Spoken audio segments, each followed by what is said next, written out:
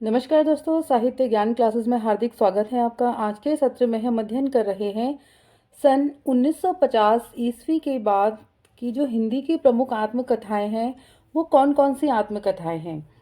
कल के सत्र में हमने अध्ययन किया था कि आत्मकथा किसे कहते हैं और सर्वप्रथम आत्मकथा का शुरुआत किसने की।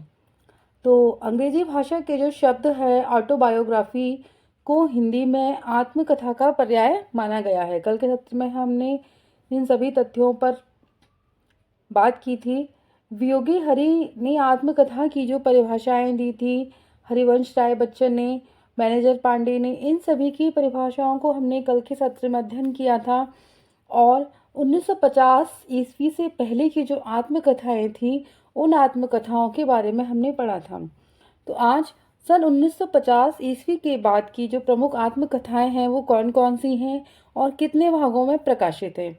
तो शुरुआत करते हैं। सर्वप्रथम 1950 के बाद की जो हिंदी की प्रमुख आत्मकथाएं हैं, एक तरफ लेखक दिए हुए हैं और दूसरी तरफ उनका आत्मकथा और उसका वर्ष दिया हुआ है। तो यशपाल की जो आत्मकथा है वो 3 भागों में प्रकाशित है, भाग 1, 2 और 3।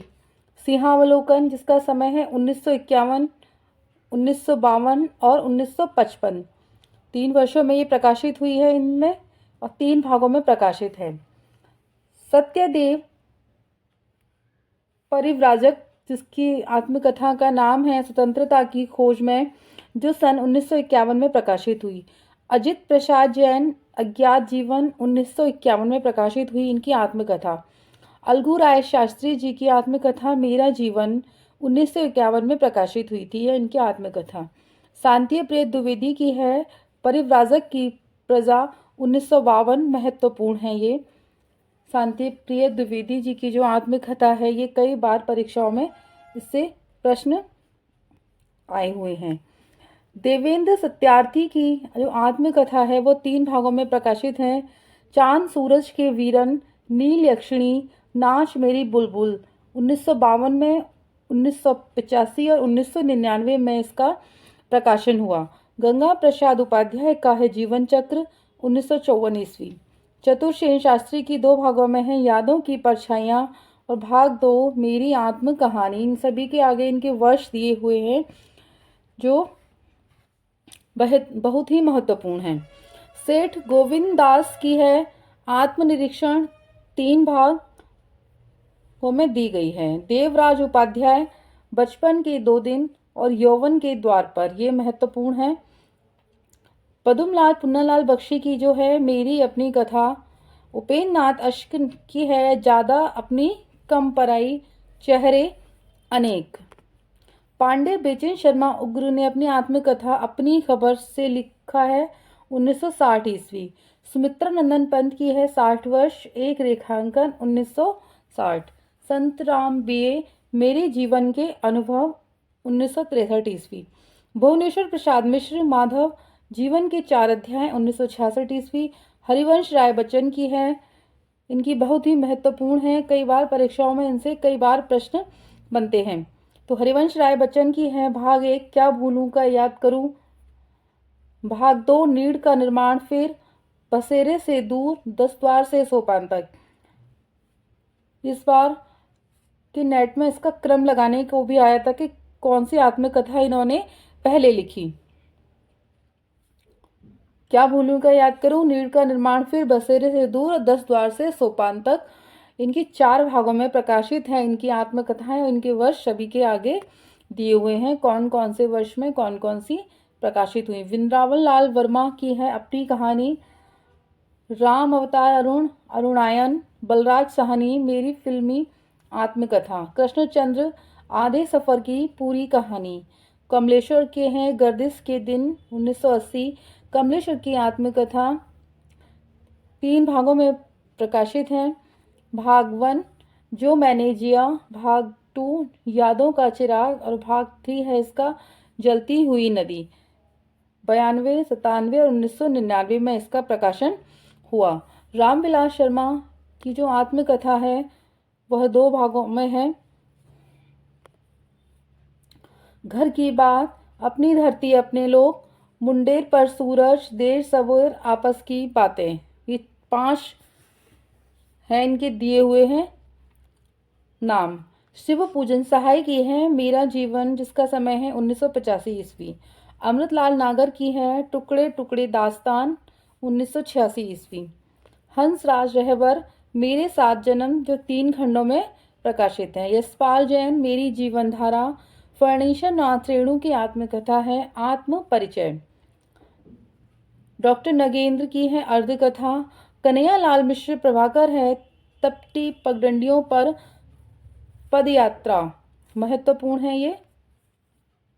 रामदरश मिश्र की है सहचर है समय, सहचर है समय जहां मैं खड़ा हूँ, रोशनी की पगडंडियां, टूटे बनते दिन, उत्तर पथ, फुर्सत के दिन, सन 2000 में प्रकाशित हुई है। गोपाल प्रसाद व्यास की है कहो व्यास कैसी कटी, 1994 में प्रकाशित हुई थी। नागार्जुन की है विषकीट, 1999 इसका समय है। रविंद्र कालिया की है गालिब छूटी शराब, महत्वपूर्ण है ये, 2000 में ये प्रकाशित हुई थी। भगवती चरण वर्मा की 3 भागों में प्रकाशित है कहीं न जाए कहिए, 2001। संघर्ष और दिशाहीनता, ददुआ हम पे विपदा 3। राजेंद्र यादव की है मुड़ मड़कर देखता हूँ, 2001 में प्रकाशित हुई थी। देहर भई विदेश संकलन, 2005 में है ये। अखिलेश वह जो यथार्थ था, चंद्रशेखर पूर्व प्रधानमंत्री, जीवन जैसा जिया। भीष्म शाहनी की है आज के अतीत और मेरी साहित्यिक यात्रा। अशोक वाजपेयी जी लिखते हैं पाव हर जीरे में ब्रह्मभोज, समय है इसका 2003। स्वदेश दीपक मैंने माडू नहीं देखा, 2003 में प्रकाशित हुई थी ये। विष्णु प्रभाकर की 3 भागों में है पंखहीन, 2004 में। मुक्त गगन में, ये भी 2004 में है। और पंछी उड़ गया, ये भी एक ही साल में उनकी सब प्रकाशित हुई हैं। रविंद्र त्यागी की है बसंत से पतझड़ तक, 2005। कन्हैया लाल नंदन जी लिखते हैं गुजरा कहाँ कहाँ से, 2007 में लिखी गई। भाग 2 है इसका कहना जरूरी था, और भाग 3 है मैं था में और मेरा आकाश, जो 2011 में प्रकाशित हुई। डॉक्टर देवेश ठाकुर जी की है यूं ही जिया, सन 2007। तोताराम सनाड्य भूतलेन की कथा। मिथिलेश्वर की है पानी बीच मीन प्यासी, 2011 में प्रकाशित हुई, महत्वपूर्ण है ये। कहाँ तक कहें युगों की बात, सन 2012 में हुई थी ये। विष्णु प्रसाद तिवारी अस्थि और भवती। गोपी चंद नारंग सफर आसना। एपीजे अब्दुल कलाम की है अग्नि की उड़ान, टर्निंग पॉइंट्स, 2015 में जिसका प्रकाशन हुआ था। लक्ष्मी नारायण तिवारी मैं हिजरा मैं लक्ष्मी, 2015 इसका समय है।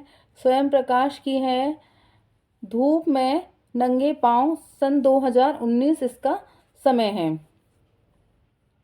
कृष्ण बलदेव वैद श अन हर रंग में। नंद चतुर्वेदी जी लिखते हैं अतीत राग। जाबिर हुसैन की रेत पर खेमा।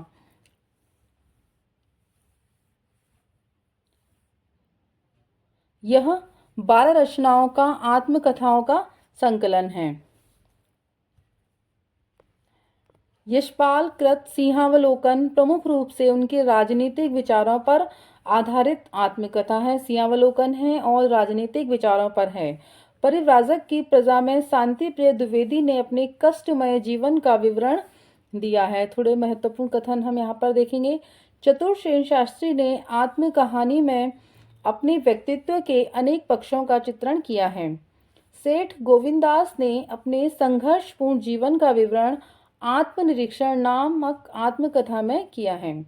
अपनी खबर में पांडेय बेचैन शर्मा उग्र ने आरंभिक 21 वर्षों का विवरण प्रस्तुत किया है अपनी आत्मकथा में। उन्होंने हरिवंश राय बच्चन की आत्मकथा क्या भूलूं क्या याद करूं, नीड़ का निर्माण, फिर और बसेरे से दूर एवं 10 द्वार से सोपान तक 4 भागों में प्रकाशित है। इसमें यात्रा व्रत के साथ साथ संस्मरण, काव्य, साक्षात्कार एवं नरेशन इत्यादि अनेक शैलियां विद्यमान हैं। इन्होंने अपनी आत्मकथा को स्मृति यात्रा यज्ञ कहा है। किसने? हरिवंश राय बच्चन जी ने ही। इनका एक आत्म परिचय गीत के रूप में निशा निमंत्रण में भी संकलित है। मेरी फिल्मी आत्मकथा में बलराज साहनी ने फिल्मी जीवन संघर्ष का चित्रण प्रस्तुत किया है। बलराज साहनी की जो आत्मकथा है उसमें उन्होंने अपनी जो फिल्म के जीवन का संघर्ष है उस संघर्ष को उन्होंने चित्रित किया है। कमलेश्वर की आत्मकथा 3 भागों में प्रकाशित है, जो मैंने जिया, यादों का चिराग, जलती हुई नदी, एवं हिंदी एवं बाकी भारतीय भाषाओं के 12 गद्य लेखकों की आत्मकथाओं का संपादन इन्होंने गर्दिश के दिन नामक शीर्षक में कमलेश्वर ने किया है। 12 लेखकों की आत्मकथाओं का इन्होंने संपादन किया है। रामविलास शर्मा की जो आत्मकथा 3 भागों में प्रकाशित है, मुंडेर पर सूरज, देर सवेर और आपस की बातें, ये तीनों भाग अपनी धरती अपने लोक शीर्षक से 1996 ईस्वी में प्रकाशित हुए। मेरा जीवन में शिव पूजन सहाय ने अपने निजी जीवन के साथ साथ आसपास की घटनाओं, प्रसंगों एवं साहित्यकारों का विवरण प्रस्तुत किया है। इन्होंने यशपाल जैन कृत जो आत्मकथा है इनकी, मेरी जीवन यात्रा में निजी जीवन के सुख दुख के साथ साथ आधुनिक समाज की मूल्यहीनता एवं विसंगतियों का चित्रण इन्होंने किया है कि आधुनिक समाज में किस प्रकार व्यक्ति एक दूसरे से कटता जा रहा है, मानव मूल्य विघटित होते जा रहे हैं, उनका पतन होता जा रहा है। समाज में, हमारे समाज में कितनी विसंगतियां धीरे धीरे बढ़ रही हैं, उन सभी का वर्णन उन्होंने अपनी जीवन धारा, अपनी जो आत्मकथा है उसमें उन्होंने किया है। मेरे साथ जन्म 3 भागों में मुद्रित हंसराज रहबर की आत्मकथा है, जिसमें जीवनी के साथ समकालीन साहित्यिक क्रियाकलापों का विवरण भी समाहित है। डॉक्टर नगेंद्र कृत अर्धकथा में लेखक ने स्वयं कहा है कि यह मेरे जीवन का अर्ध सत्य है। रामदरस मिश्र की आत्मकथा के 4 भाग, जहां मैं खड़ा हूँ, रोशनी की पगडंडियां, टूटते बनते दिन और उत्तर पथ, 1991 ईस्वी में समय है सहचर नाम से एक संकलन में प्रकाशित हुई। सहचर है समय में स्वाधीन भारत के ग्रामीण पृष्ठभूमि से आए हुए लेखकों के संघर्ष, जो ग्रामीण जीवन है उनके जीवन की पृष्ठभूमि के जो संघर्ष है जीवन में, ग्रामीण जीवन में, उसका वर्णन उन्होंने अपनी आत्मकथा में किया है।